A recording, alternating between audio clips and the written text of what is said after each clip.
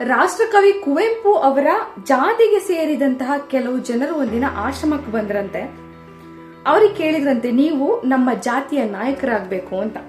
ಅದಕ್ಕೆ ಕುವೆಂಪು ಅವರು ಒಳಗಡೆ ಹೋಗಿ ಒಂದು ದೊಡ್ಡ ಮ್ಯಾಪ್ ತಗೊಂಡ್ ಬಂದ್ರಂತೆ, ಭೂಪಟನ. ಅದನ್ನ ತಗೊಂಡ್ ಬಂದು ಹೇಳಿದ್ರಂತೆ, ಇದು ಜಗತ್ತಿನ ಭೂಪಟ, ಅದನ್ನ ಬಂದವರ ಮುಂದೆ ಹರಡಿ ನೋಡ್ರಿ, ಇದು ಜಗತ್ತು ಎಷ್ಟು ದೊಡ್ಡದಾಗಿದೆ, ಅದರಲ್ಲಿ ಭಾರತ ದೇಶ, ಇದರ ಸ್ಥಾನ ನೋಡಿ, ಅದರಲ್ಲಿ ದಕ್ಷಿಣ ಭಾರತ, ಅದರಲ್ಲಿ ಮೈಸೂರು, ಆ ಊರಿನ ಹೆಸರು ಅಕಸ್ಮಾತ್ ಆಗಿ ಇಲ್ಲಿ ಮೆನ್ಷನ್ ಮಾಡಿದ್ದಾರೆ.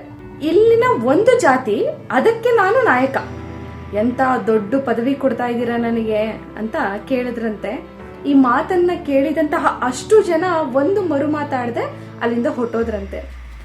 ನಮಗೆ ಈ ಬಸವಣ್ಣನವರ ಲಿಂಗಾಯತರ ಸಂಘ, ಕನಕದಾಸರ ಕುರುಬರ ಸಂಘ, ಕುವೆಂಪು ಅವರ ಒಕ್ಕಲಿಗರ ಸಂಘ, ಎಷ್ಟೋ ಮೌಢ್ಯಗಳನ್ನ ತುಂಬಿಕೊಂಡು ಇನ್ನೂ ಅದೇ ಪೂರ್ವಗ್ರಹದೊಳಗಡೆ ಬದುಕ್ತಾ ಇದೀವಿ ನಾವು. ಅಂದ್ರೆ ಈ ಮೂವರೂ, ಬಸವಣ್ಣ ಆಗ್ಲಿ, ಕನಕದಾಸರಾಗ್ಲಿ, ಕುವೆಂಪು ಆಗ್ಲಿ, ಎಲ್ಲರನ್ನೂ ಈ ಜಾತಿ ಪದ್ಧತಿಯಿಂದ ಆಚೆ ಬನ್ನಿ, ಮನುಷ್ಯರಾಗಿ ಬದುಕಿ ಅಂತ ಹೇಳಿದವರು, ಕೊನೆಗೆ ನಾವು ಅವರನ್ನು ಈ ಜಾತಿ ಸಂಕೋಲೆ ಒಳಗಡೆ ತುರುಕ್ತಾ ಇದೀವಿ, ಅವರನ್ನು ಸೇರ್ಸ್ಕೋತಾ ಇದೀವಿ ಅಂತಂದ್ರೆ ನಮ್ಮಂತ ಮತಿಹೀನರಿನ್ ಯಾರೂ ಇಲ್ಲ.